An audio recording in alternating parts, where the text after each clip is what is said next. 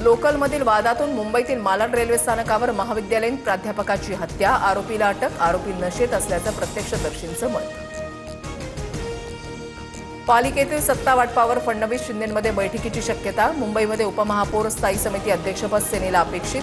Mumbai Thane KDMC Mira Bhayandar Navi Mumbai एकत्र निर्णयाची शक्यता, सूत्रांची माहिती। रवींद्र चव्हाणांना धडा शिकवण्यासाठी मनसेचा कल्याण डोंबिवलीमध्ये शिंदेंच्या शिवसेनेला पाठिंबा, यात विकास हा मुद्दा येतो कुठे, सामनातील रोखठोकमधून राजू पाटलांना सवाल। पुण्यात सत्तेची चावी ना अजित पवारांकडे असेल ना भाजपकडे, पुण्याचा जिल्हा परिषद अध्यक्ष शिवसेनेच्या सूचनेनुसारच होईल, विजय शिवतारेंचा दावा। मुख्यमंत्री फडणवीस मोठ्या गुंतवणुकीसह दाओस दौऱ्यावरून परतले, दाओसमध्ये मुख्यमंत्र्यांकडून 30 लाख कोटींचे ऐतिहासिक करार। स्थानिक कंपन्यांबरोबर दाओसमध्ये करार करणं एक क्रूर विनोद, एमओयू आणि फडणवीसांच्या कार्यकाळातील राज्यामध्ये आलेल्या परकीय उद्योगांबाबत फडणवीस श्वेतपत्रिका काढतील का, पृथ्वीराज चव्हाणांचा सवाल।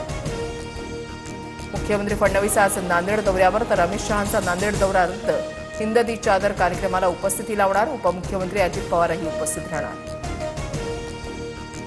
मी माफी मागितली नाही, जबाब नोंदवला, मुंब्रा हिरवा करू म्हणणाऱ्या इमामच्या नगरसेविका सेहर शेखचं विधान, तर भविष्यात अशी वक्तव्य केल्यास कार्यवाही करू, मुंब्रा पोलिसांची नोटीस।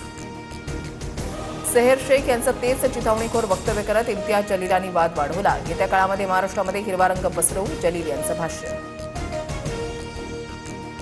तुमच्या 7 पिढ्या आल्या तरी महाराष्ट्र हिरवा करू शकत नाहीत, नवनीत राणांचा जलीलांना त्यांच्याच भाषेत उत्तर। धाराशिवमध्ये जिल्हा परिषदेसाठी शिंदेंच्या शिवसेनेच्या उमेदवारांना भाजपकडून एबी फॉर्मचं वाटप, पदाधिकारी राजन साळवींना जाब विचारत असल्याची ऑडिओ क्लिप समोर, TV9 मराठी ऑडिओ क्लिपची पुष्टी करत नाही।